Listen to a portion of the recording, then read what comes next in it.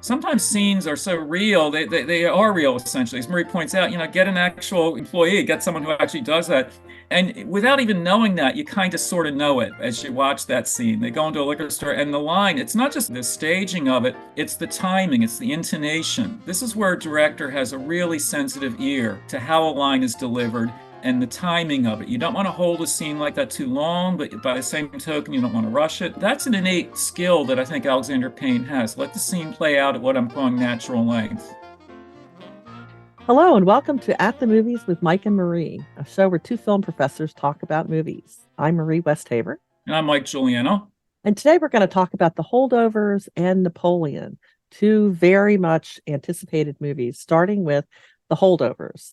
So, Mike, I would have gone to see it just based on the fact that it has Paul Giamatti in it. It's an Alexander Payne movie. I know you're a fan of his work. I have a lot of reactions to this film, which I absolutely loved, but I went into it knowing I would love it because it has Paul Giamatti in it. And it's a movie about, three shipwrecked people over Christmas vacation when set in a boarding school, and not everybody gets to go home. So with that launching pad, Mike, where do you want to start with this movie?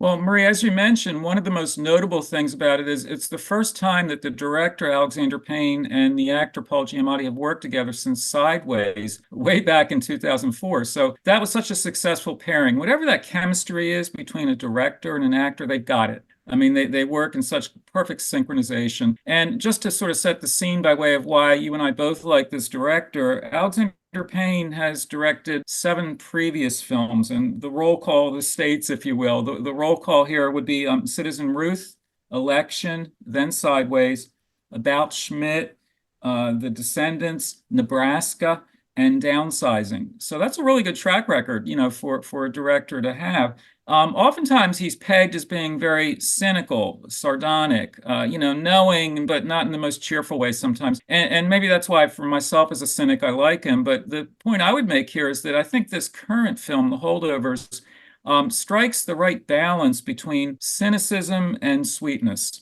The film has some acerbic observations, and I always smile and laugh at those, but there's genuine, heartfelt content here. And if you're looking for a story, as in like car chases and explosions and this and that, it ain't the film for you in that case, because it really is more of a character study.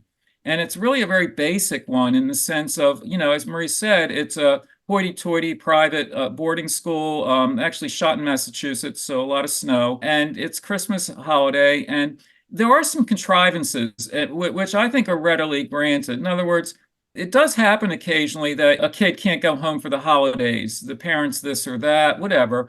And so initially there's a handful of kids who are left behind, and the teacher played by Paul Giamatti, this curmudgeonly, you got to use that word for him, this curmudgeonly teacher of ancient cultures, ancient civilizations. He's kind of ancient in his own way in terms of his attitudes and his personality. But anyway, he's been designated to be the babysitter. He and the cook basically like almost like the only 2 people left on campus. But the contrivances is, and I don't want to give away too much in the plot to the extent there is one, but it's contrived so that it turns out there's basically just this one teacher and the cook and one kid. And the kid is played by Dominic Sessa, who had never been in a movie before. I mean, he totally was just like found in a casting call at private schools. And you know what? And the director said this about him. He called him a natural. And what he meant by that was almost all actors, even really good ones, will telegraph to some extent. No, I'm happy. No, I'm sad. You hit the button, you hit the emotion. This kid is such a natural. When the camera's on close-ups with him, you just feel he's totally invested in the character. You don't feel like it's an actor giving you that character. He's that kid. And I hope that both actors get Academy Award nominations, and the film's going to get a lot of them. It's one of the best films of the year. But this kid's such a natural. He holds his own with Paul Giamatti, which is no small feat. So even though the film does have a relatively long running time, I appreciated that. I settled in with it. I enjoyed spending time with these characters, partly because they could be so disagreeable. The film was honest that way. So Marie and I think we share our sense of real admiration for this film. Well, I am a sucker for this kind of topic. You said anything in a boarding school, like Dead Poets Society. I mean, I'm sitting down already ready to be immersed in that world. And of course, how can we not sympathize with the character Paul Giamatti is playing, which is a teacher? So a lot of the things that he says and does are outrageous, and I can't imagine saying or doing them. But there is an element of fun to that I really enjoyed. And I loved the atmosphere that they created with this film. Apparently, the whole film was shot in actual locations, no sets or sound stages. So I think that kind of gives it a sense of reality. And there's even a point in the shot with the liquor store. The clerk says, here you go, killer, as he hands a package to Paul Giamatti's character. It's an actual employee of the liquor store that they're using in the film. So there's all these kind of moments when you find out later that there's some underlying truth to it that I think kind of underpin the film and make it feel very authentic, even though, like you said, there's a few things that are sort of contrived to move the story along. I would add that the actress playing the cook, Divine Joy Randolph, also turns in an amazing performance. And I think she's got a shot at a Academy Award nomination as well. So I called them, three shipwrecked people. But that is kind of something Alexander Payne likes to focus on. People in his films are often at some sort of breaking point in their lives. What do you think, Mike? Well, one reason why I prefer this film to Dead Poets Society is this film has a protagonist who's anything but a genuinely and entirely good guy. He's a deeply flawed personality in a lot of ways, but I think it's realistic in that respect because, well, I won't go into the character's full background and biography, but he's had some disappointments and life hasn't been everything it could have been, etc. So he has some reason on a personal level to feel kind of cynical, kind of jaded that way. And he's been teaching for many years now at this school. And so unlike Dead Poets Society, which has a more idealistic approach to the material, in this one, he really is that, I'll use the word curmudgeon again because it's used in the film too, that he's kind of taking it out on his students, if you will, whatever frustrations he's had in life. And not that you and I have ever done that, but we can kind of enjoy watching some other guy do that in the way we haven't. And some of the lines are just like so darn funny. Like he says things in class that I think would have you meeting with an HR counsel or something, because stuff you would never get away with in the classroom, but he does. And the verisimilitude there extends to Marie's earlier point, very well stated, that it was really shot not just on location, but like really on location. So you're in an actual private boarding school. When it's snowing, it's not being generated by, snowmaking machines. You just feel like this is the real place. But in the classroom, those scenes are so funny because one of the things he says to the students, because he's always insulting them, he says, "Listen, you hormonal vulgarians." And I love that line, and I would never dare use it in the classroom, and no, I've never even thought it, but I'm so happy that he thought it. What I also like so much about Marie's comments is, yes, it actually involves not just the two strong performances, but the third. Divine Joy Randolph is absolutely delightful as the cook. There's a real substance in that performance, and oftentimes not even in dialogue per se, but in an expression, a take, how she responds to what she's seeing, which because she's serving the meals and also sometimes she's just like walking in and out, but the looks that they get from her, and then when she does speak, you really listen. And this, all joking aside on this, where the film really is emotionally so grounded is essentially in the relationship between the teacher and the student. Yeah, that's the focus. But you know what? She's more than just a third wheel because the story is set in 1970, and there are just enough period references so you feel you're in the Vietnam War era. In that respect, the fact that her character, Mary, the cook, she has just recently lost her son in Vietnam. And those scenes are heartbreaking. We just get a sense of what this means for a parent grieving a dead child, and that it's never going away. You don't just suddenly wake up one day and you bounce back or something. It's with her. It's that burden.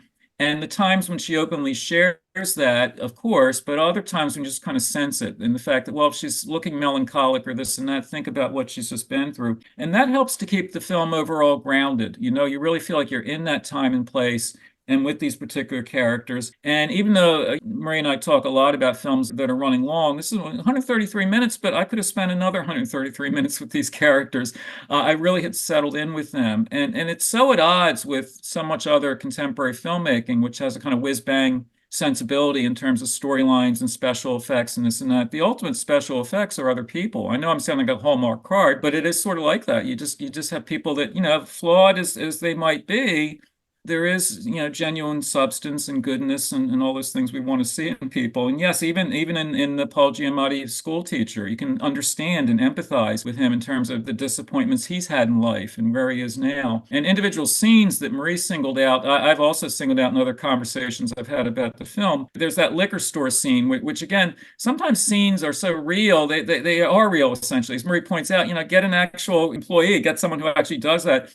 And without even knowing that, you kind of sort of know it as you watch that scene. They go into a liquor store, and the line, it's not just the staging of it, it's the timing, it's the intonation. This is where a director has a really sensitive ear to how a line is delivered and the timing of it. You don't want to hold a scene like that too long, but by the same token, you don't want to rush it. That's an innate skill that I think Alexander Payne has. Let the scene play out at what I'm calling natural length.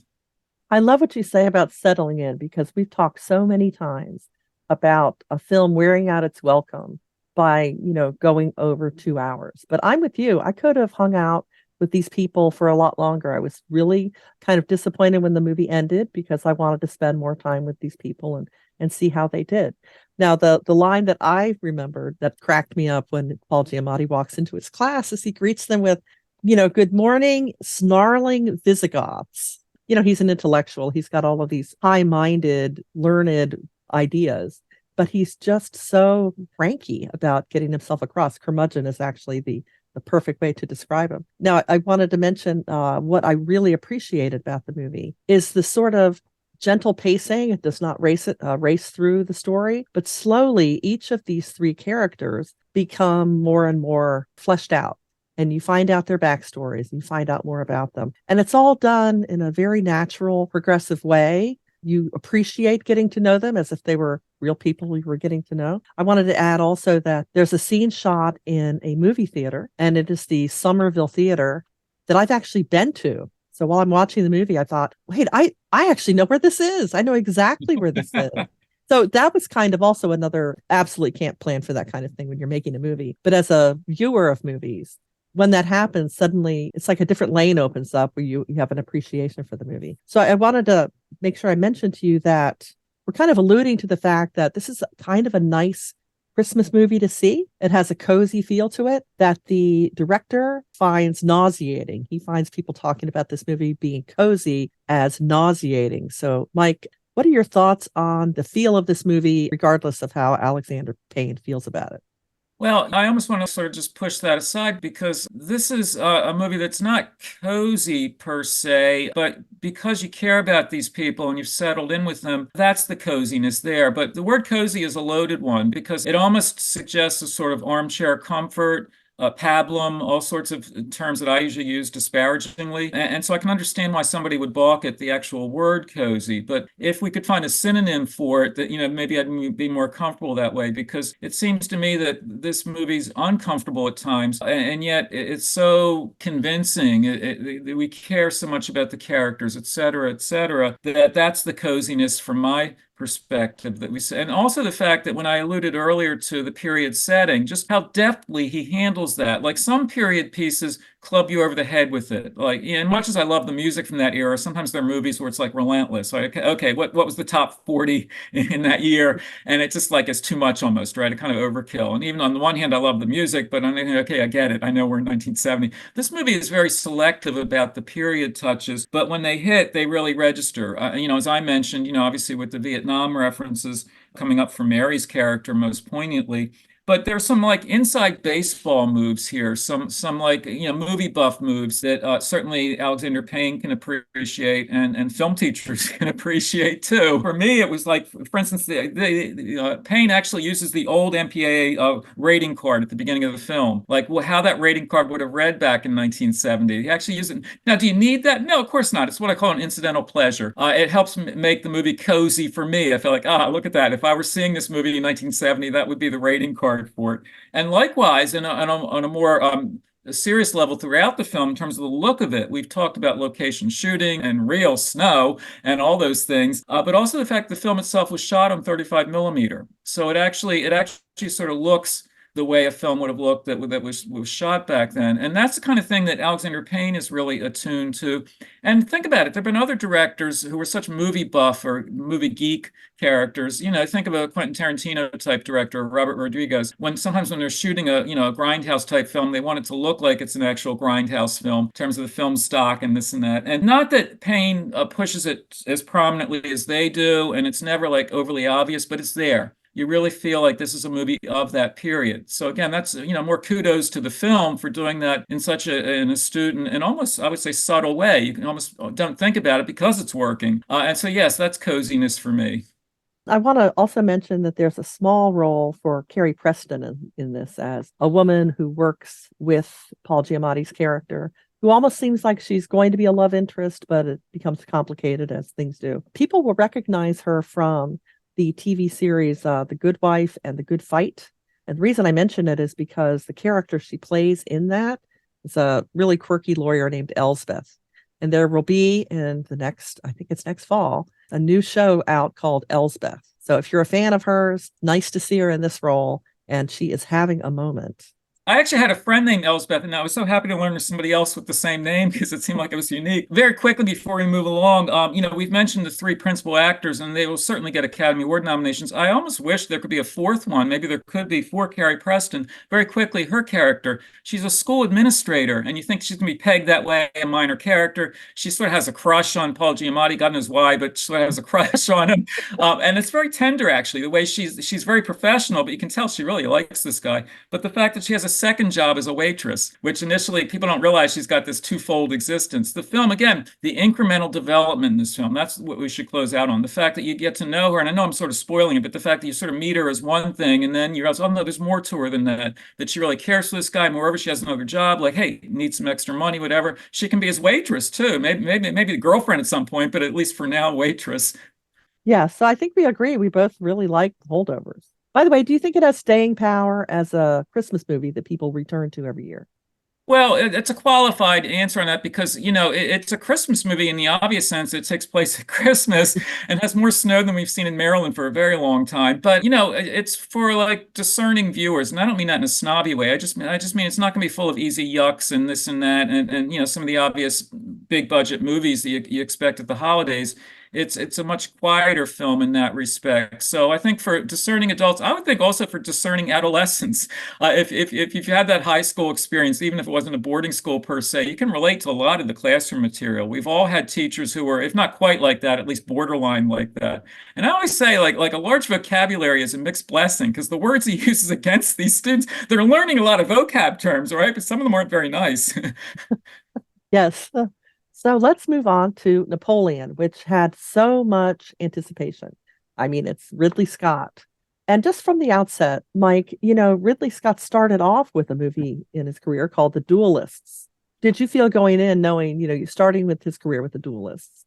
And here we are coming back to that era with Napoleon. Did that affect your expectations of what he was going to do? Well, it did in all sorts of ways. I actually had interviewed Ridley Scott when he was doing Alien in 1979, and we talked about The Duelists. And The Duelists is a much better film as a character study, as a period piece. But what I really want to say about Ridley Scott here is I've always admired him as a craftsman, and I don't mean that as a backhanded compliment. He really knows filmmaking on that technical level. And for the historical films he's done, Gladiator most prominently, Kingdom of Heaven, things like that. He really can immerse you in some earlier period. And he knows the detail. He knows how to stage things, And so for a big budget spectacle like this, there are battle scenes that, oh my gosh, I'm a 10-year-old kid loving every moment of it. All the murder and mayhem, sure, give me more. Someone's gonna be beheaded, I'm there with it. So he's really expert at all that. But I had very mixed to negative feelings about Napoleon. Essentially, Napoleon comes up short. How does it come up short? Well, in a few ways. One is, as a history film, it is what I think if you were teaching history or talking about it, you would describe it as a chronicle. And a chronicle is, well, this happens and then that happens. And in the film, there's a relentless quality to that. There are so many famous battles and incidents and all, and many of them are crammed into this film. And you get the titles on screen, the location of the battle, the date, and then you see it play out. And then what? Well, the next scene, the next battle. The film, does a relatively good job with that, but you know what? Even there, I had reservations. There are so many inherently dramatic aspects to Napoleon's career that you don't really need dramatic license. And yet Ridley Scott exercises it here. And I don't want to seem overly stern about this, but watching the film, there are things in the film that never happened in real life. So why is he doing this? At the very beginning of the film, we see Marie Antoinette being taken off to her execution. And that's a really well-staged scene, but it's a false scene in the sense that Napoleon, who's not all that well known at the time, is on the sidelines with the crowd watching. He was not watching her be executed. He was in the south of France when she was being killed in Paris. There's some other things like that. The Battle of Waterloo, after that most famous of his battles, he did not sit down with the Duke of Wellington and have a heart-to-heart talk across the table. So why embellish and falsify things there when the real record is itself inherently dramatic? So that bothered me there. And then what happens too is because so much is crammed into the chronicle, there's very little analysis. There's very little discussion. Well, who, why, what, when. It doesn't go into those particulars. And most crucially, in terms of his personality, Joaquin Phoenix it makes a striking visual presence. There's some stunning close-ups of him as Napoleon, and some of them are funny, actually, in the sense of, we all know the famous Napoleon hat, but when somebody is shooting at Napoleon and there's a large bullet hole in the hat, it's a great visual. I mean, I want to have that still image, put it on the wall or something.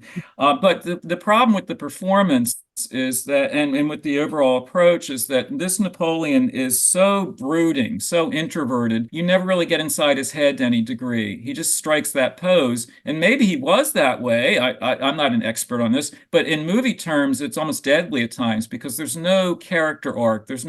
I'm not looking for character growth. I'm looking for some character depth. It's just not quite there. So you end up with this chronicle of Napoleon doing one thing after another, and then the film has a parallel track structure. You have all his military events that get chronicled, and then correspondingly his marital events.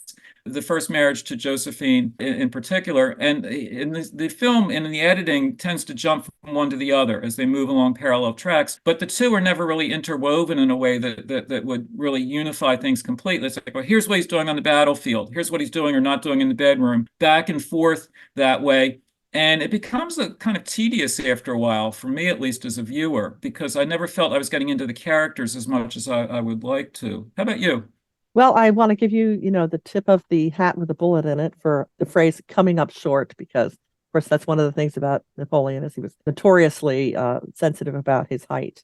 Agree with you about the cinematography. The battle scenes are incredible looking, but that's kind of what I would expect from Ridley Scott, who managed to shoot this in 61 days. I mean, what a pro. Also, he's a trained artist, so he has an eye for how things should look, and it does look great.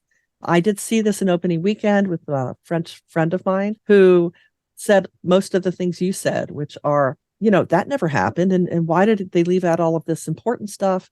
Specifically, she said, apparently Napoleon had a very strict mother. And if they had shown some of his childhood, that would have come out. It would have said so much about why he chose Josephine. It would have fleshed things out. We get a lot of style and not a lot of substance. We don't really find out much about Napoleon that we don't already know. I think there's way too much time spent on detailing every battle, but I understand why he did it because that's his wheelhouse. The thing that struck me was having cast Vanessa Kirby as Empress Josephine. I couldn't help but think about knowing her from The Crown. And my takeaway was that this movie would have been better served to have been given a treatment like The Crown, where you give it 10, 13 episodes that you roll out on Netflix and you make it a mini series. And then you can, each episode could focus on one battle, but you'd have more time to develop the personalities that you want to know more about. Thank you for saying that, because Vanessa Kirby gives a really skillful performance here. She's much more interesting as a character than Napoleon, actually. I want her to have more screen time. She was a widow and her husband had been killed during the Terror and all that, which is sort of where the film picked up, the early 1790s with the Terror. And I very strongly agree with you and your French friend. I could never disagree with a French viewer on this one, that we need to know more about Napoleon's formative years. I don't know if I want to see him from childhood on necessarily, but you need some kind of referencing. It's just not there. The film sort of picks up with him. It's sort of in medias res. He's already there as a young military officer. He's on the ascendant there. And a lot of things that might help explain his behavior and his attitudes, it's just not quite there. And so what I would have liked, as Marie was saying, is maybe a little less time on the battlefield, and a little more time with the marital record and just a sense of the domestic life and so on, because that's potentially quite interesting. It's just not quite there. So the frustration is, in terms of the liberties that Ridley Scott takes with things, he does his homework. He knows the material. He's really a historian in a lot of ways. And so on the one hand, the film is so accurate, and on the other hand, it's sort of like so heedless with how it just disregards or manipulates certain elements or makes them up, frankly. One of the things that he gets right is actual battlefield tactics, which I know we would expect from him, but things that are not widely known, but he's absolutely right about this. For instance, if you think about Waterloo, the weather was everything. Historians have always said, Napoleon lost at Waterloo, but what if the battlefield had not been muddy? The weather is so important in that scene, and you realize it did affect the outcome of the battle. But in terms of the fight itself, we have this naive notion, and I share the naivete from so many historical spectacles, particularly in that era, 18th century, 19th century. When my army marches forward, I have 1,000 guys line up in formation, and they charge across the field at your side, and your side also has 1,000 guys lined up, and we all meet in the middle and we duke it out, right? Mano a mano. But actual battlefield procedures weren't always quite like that. And what he does, I think, really, really impressively is he shows one of the tactics that the British used, which rarely has been depicted on screen, namely the soldiers with their guns held up, and they're in such tight formation, it could be the Rockettes lining up for their high kicks. But rather than the straight line that we're accustomed to in most battlefield scenes in Hollywood movies, they form a square. And they, in effect, they formed like a fortress there, a human fortress, because if you think about a square with tightly packed bodies, each of them is holding a rifle pointed outward. It'd be almost impossible to penetrate that. If you come marching towards it, you've got gunfire coming back at you. And visually, it's a knockout. When you actually see that on the battlefield, I thought, wow, everything I have against this film in scenes like that, I'm all for it. I think, Ridley Scott knows his history. He knows how to stage it. And those are not small potatoes. That's something that really admirable. So if you like war movies, you're definitely going to love scenes like that. You're also going to love the scenes where they use the cannons to break the ice from underneath the retreating army. And you see not only the holes being blown into the ice, you see from underwater horses and people and blood. I mean, it's such an incredible scene. It's spectacular. It's spectacular. And how can one not think about, Alexander Nevsky, think about the Eisenstein film, The Famous Battle on the Ice. It has affinity to, because that's another one where as the armies are charging, they break through the ice and you see people, not just being killed like mano a mano, but they're actually sliding into the icy water. It's terrifying imagery. So, and for sure, Ridley Scott knows that. I mean, any filmmaker knows Alexander Nevsky that way, particularly for battle scenes. And so I would love to excerpt the Eisenstein footage there and put it next to Ridley Scott's. Wouldn't that be quite the mix there? And again, this is where I give really high marks to him, because that scene is just like some of the most impressive filmmaking of the year in terms of technically how you stage that. And I know there's all kinds of CG and this and that, but you know what? As you're watching it, it really feels like these guys are going through the ice, doesn't it? You don't feel like it's a computer doing it. You feel like, no, this poor guy, he and his horse just went through the ice. Yeah, and you kind of went with him. So the other thing that's misleading is the advertising line for the movie. He came from nothing when he was actually born in Corsica into a family descending from Italian minor nobility. But Ridley Scott's response to people who complain about whether things are accurate is to get a life. Were you there? If not, then shut up. So if you kind of go at it from that perspective, you kind of see where he's coming from. He's making a story. Well, you know what? I've seen similar, and having talked with him, he's very gruff. And I'm not saying that in a negative way. He's just kind of brusque and, and he gets things done, right? He's got a movie to make, He doesn't have time for nonsense. And so he has that kind of aggressive personality, which I like in him, actually. And I see his point there. He's making a film and he knows the history. So it's not like ignorance. It's the opposite. He's deliberately either leaving things out. And I may disagree with his choices, but I can't say, oh, he didn't know this or that. He does know all that. He knows that so well. He knows history the way, like when Stanley Kubrick had planned to make a Napoleon movie, and he read hundreds of books about Napoleon and never quite got to it because he was still reading about it, I guess.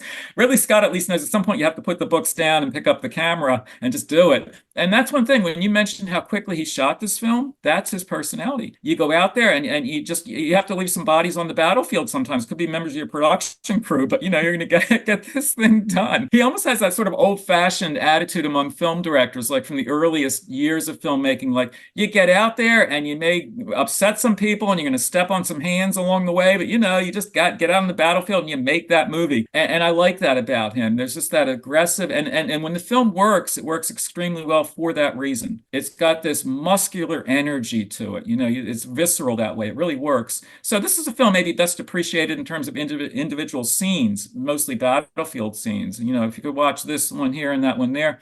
But in the aggregate, I mean, it runs 158 minutes and it does run long. It does feel that way, like, oh no, one more battle. And even doing that, Marie, he doesn't get to every campaign. Like in it, he doesn't even show the Italian campaign, which was so famous. There's one quick and very funny line dialogue. Oh, well, then we went through Italy and that wasn't a problem. Or like, we conquered them easily. That kind of, it's like a throwaway line almost. Like, we got through Italy in a time. And one reason I'm sort of happy they did it that way is because it spends a little more time in Egypt then, right? So it's really great. How can you go wrong visually when you have, Napoleon Bonaparte and the pyramids, it has stuff like that, which just is great. I don't even call it eye candy because that's usually a pejorative term, but it's just like it really holds the eye, doesn't it? It really gets your attention when you see that footage. And again, this is where Ridley Scott knows visually how to put a scene together and how to really grab your attention with it. So again, that's why my mixed feelings about the film. It's some great filmmaking, but a disappointing film.